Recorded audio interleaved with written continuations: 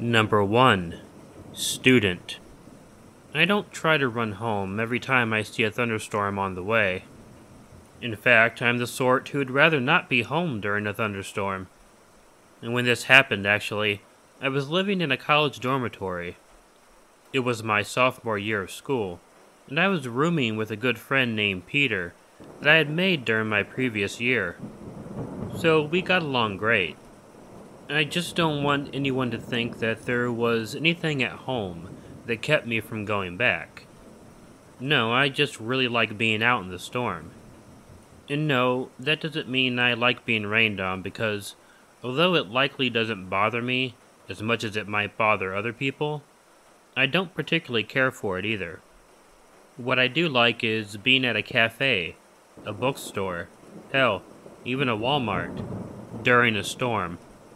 When I got out of class, I saw that the sky was very, very dark.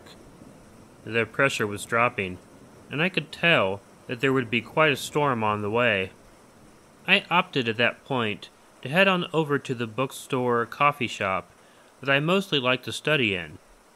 I figured most students would be heading back to their dorms, and the place would be empty. Well, I was definitely right about the place being empty.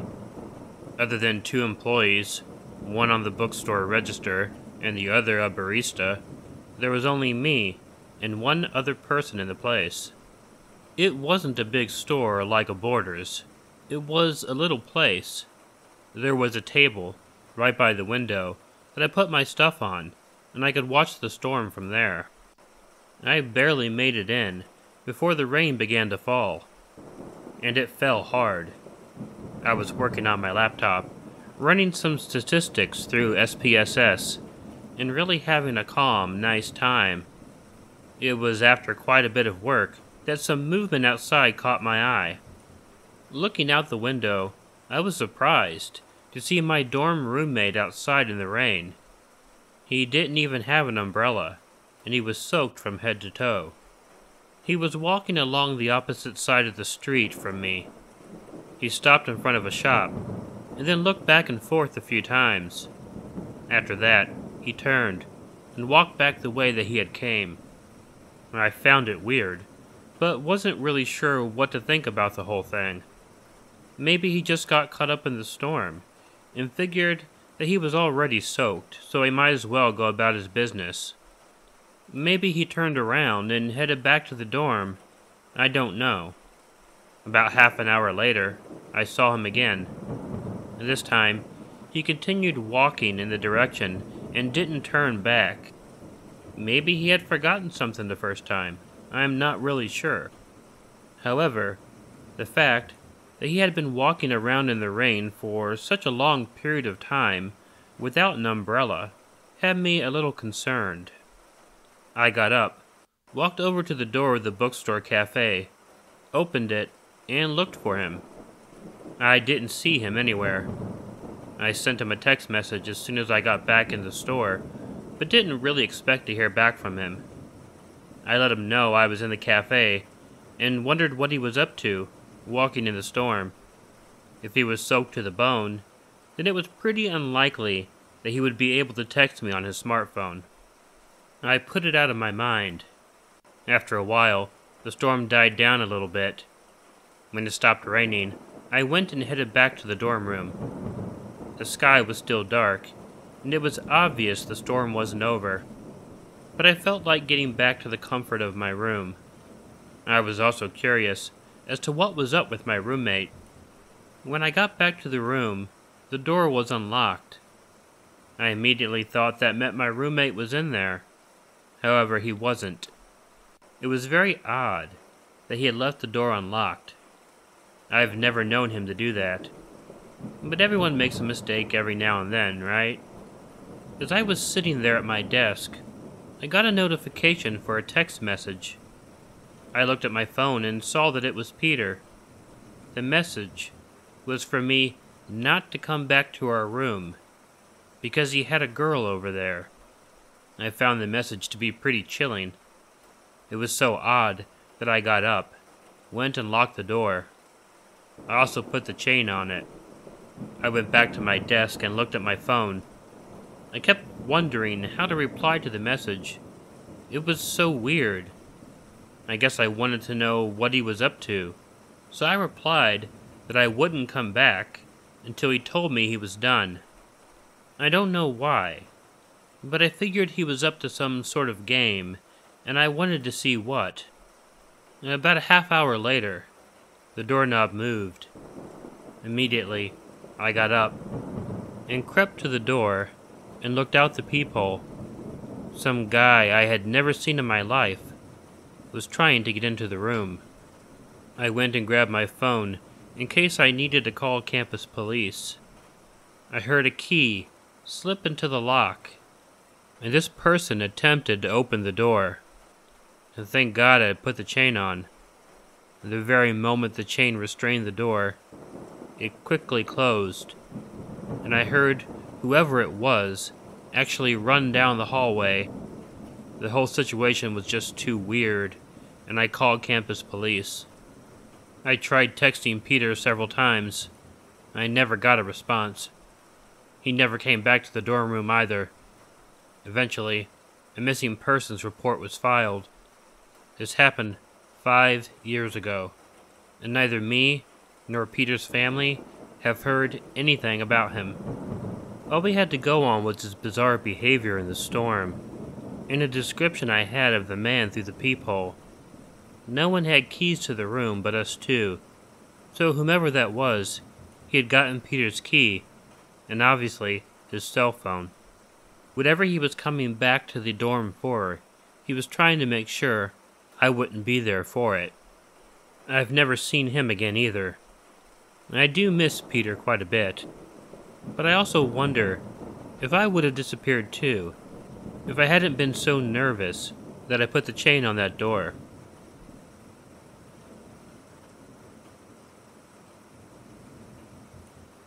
Number 2. The Factory. When I was a teenager, I lived quite a decent walk away from school. Both of my parents also worked in the evening. I could probably count on my hand the amount of times my parents may have driven me to or from school. I was definitely a bus kid. I was pretty active in drama at school. For my freshman and sophomore years in high school, my school would run one extra bus after hours for students who had to stay behind at school for any reason. However, right before my junior year, some budget issues forced them to eliminate certain things. This bus ride was deemed one of those things. You see, most kids lived in town and could walk home after if they needed. The times that I rode this other bus, hell, if there were ever more than 5 students on it at any given time, that would have quite surprised me. So I had a choice when the bus was eliminated. I could either give up drama, which was not about to happen. I could wait until my parents got off work, which I didn't want to happen. Or I could walk home, which is what did happen. I don't want to give you the wrong idea, though. It wasn't like I was going off on this 3-hour trek after school each time. It normally took me a little bit over an hour and a half to make the walk. And, honestly, I didn't mind it for the most part. However, on the day this story occurred, there had been a storm brewing all day. During each class, I found myself staring out the window more than anything.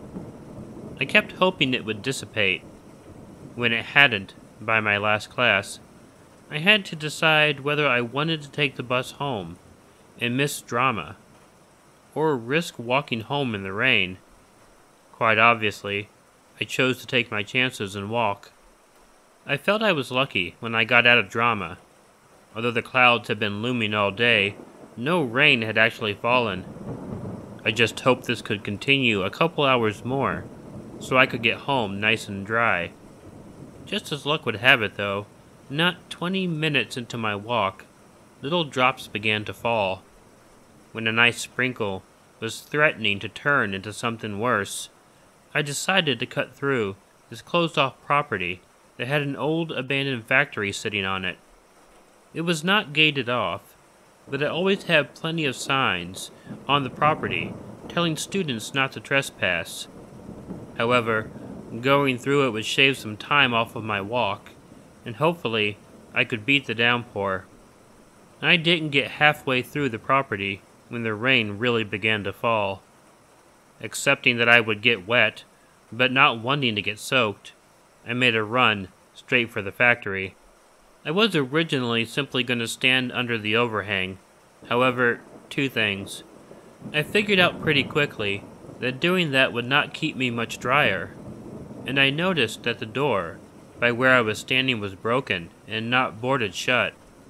I figured I could just go ahead and hang out right inside the door until the rain quieted down. And because going into an abandoned building never turns out bad, right?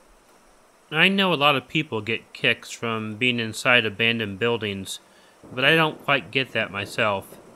It was dirty, covered in graffiti, with empty beer bottles strewn about. Obviously, this meant it was a popular place for teenagers to go to drink. I thought maybe I'd actually see if some of my friends might be interested in doing this. It was then that I thought I heard something coming from inside the factory. Immediately after, there was a deafening crack of thunder. I heard it, but didn't give it much mind the first time. But then I heard it again. It sounded like something was moving in an adjacent room.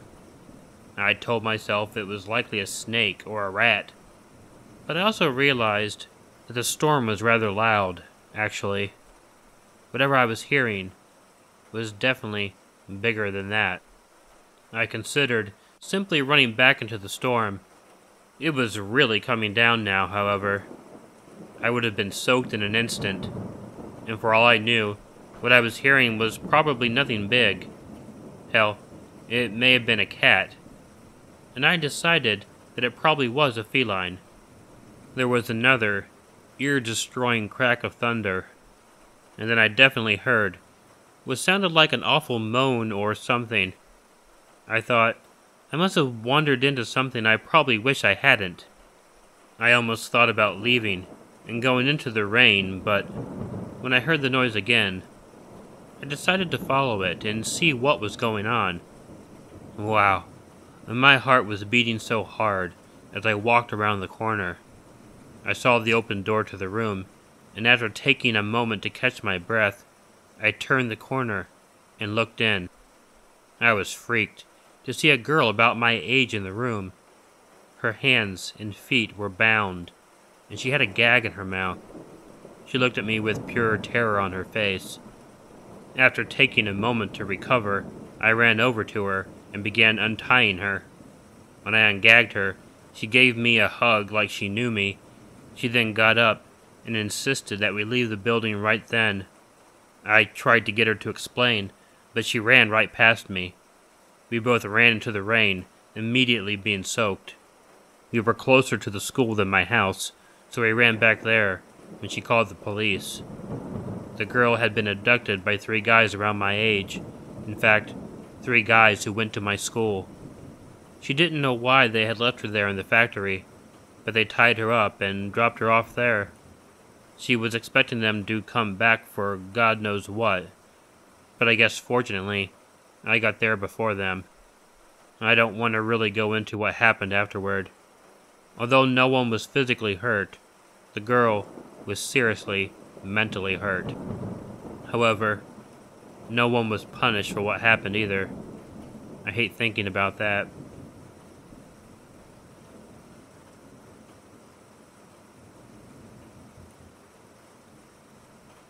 Number 3. The Boogeyman. Kids always find people to which they ascribe attributes that come purely from the imagination. I think most people make up stories about people that they really don't know, and most people don't ever find out if they are. When I was growing up, there was a man who lived across the street. No one really knew much about him, or at least we didn't know anything real about him. He was sort of a neighborhood boogeyman, but it was quite understandable if you looked at his house and behavior. And the house was old. It hadn't been painted in forever. A few of the windows had old plastic covering them, which had been there for a long time. His lawn was dead. It was mostly dirt, with a few scraggly bits of vegetation here and there. There was a dead tree in the front yard, and an old tire strangely hanged from its only branch. For the entire time he lived there, it was always there. Of course, no kids had ever played on it, since kids would rarely, if ever, dare to go into his yard. In addition, there were some old toys and decorations in the yard. An old tricycle was on his porch. There was a plastic reindeer lying on his side, and there were more things like that in the yard. The man's name was Mr. Ryan. I am not aware of what his first name was, because at the time, I would have never even wondered what an adult's first name was. He was an older man, probably in his late 60s. He was bald, except for a little bit of gray on the side and back, almost like Patrick Stewart. However, Mr. Ryan was not affable like Patrick Stewart. He always looked especially mean, and I could never imagine anyone wanting to approach him. He never talked to anyone, rarely left his home. We all assumed he was retired. Naturally, there were all sorts of stories about Mr. Ryan.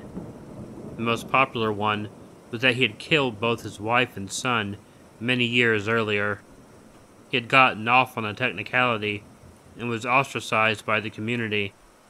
I doubt this was true, though, as I had only heard it from other children, and never an adult. People would often hear sounds of banging and power tools when they walked by his house. Often, this would be at night, while there was blue light shining from his windows. Odd that a man would do that sort of work in the middle of the night. But of course, we didn't know what kind of work it was, because he never talked to anyone. When I was 12 years old, I was a latchkey kid. One day, the school bus dropped me off when a thunderstorm was looming. Quickly, I ran into the house and locked the door behind me, mostly happy that I was not getting wet. About an hour later, the storm finally broke.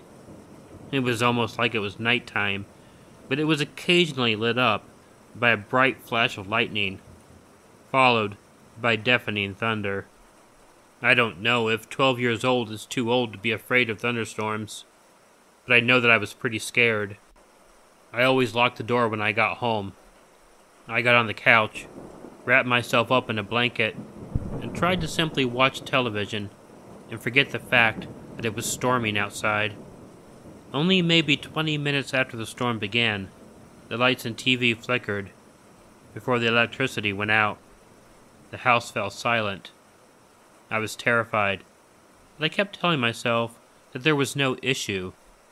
I don't know exactly what made me do it, other than the fact that people sometimes feel a tendency to check outside when the electricity goes off to see if it is just them or the entire neighborhood. But I got up the nerve to get up and walked over to the window by the front door. Looking out, I could see that across the street, Mr. Ryan's lights were on his porch.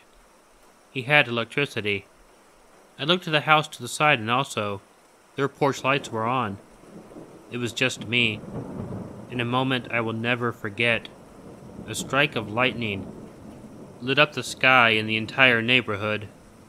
And in that moment, I saw Mr. Ryan walking up the sidewalk on the side of my house. It was only for a brief moment, but he was on our property, coming from the back of the house.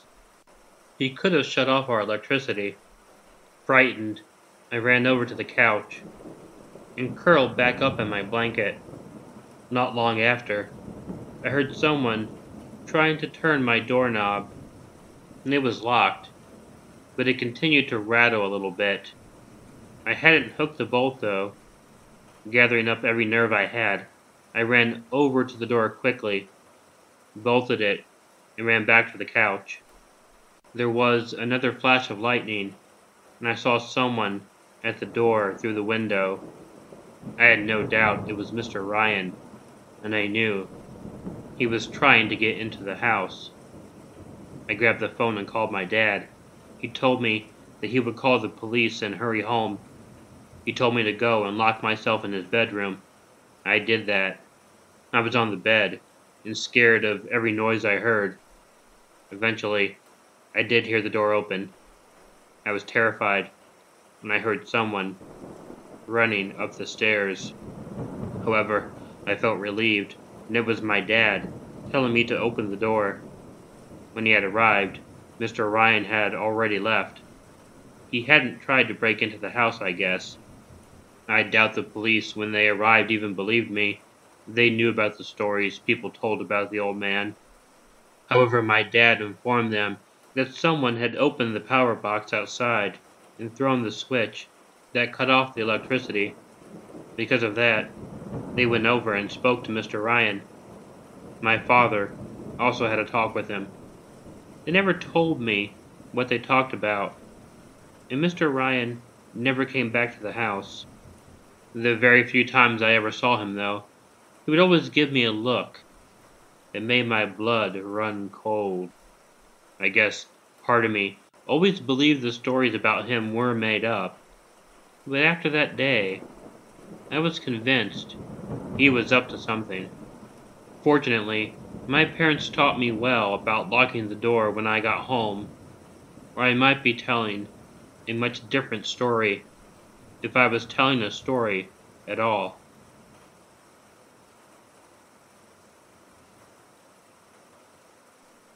Hey all, Killer Orange Cat here. I want to thank the people who have so far donated to the GoFundMe I set up for my friend, as well as everyone who has forwarded the link on social media.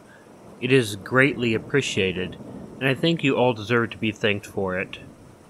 If you'd like to read print versions of these stories, please check out the Killer Orange Cat subreddit in the link provided. In the meantime, if you like this video, please let me know by hitting the like button. If you're not already subscribed to Killer Orange Cat, please consider hitting the subscribe button below, or using the icon of Ichigo the cat that will appear at the end of this closing. Feel free to leave me a comment to let me know what you think of the video, and consider sharing it with someone you think might enjoy it. You can always follow Ichigo and myself on Facebook and Twitter using the links in the description. If you have a story you'd like narrated on Killer Orange Cat, please send it to the address provided in the description. My main requirement is that the story is original, meaning it has not yet been read on any other YouTube channel. And please, whatever you do, make sure to check in your closet and check under your bed, because you never know where Killer Orange Cat might be hiding. Good night.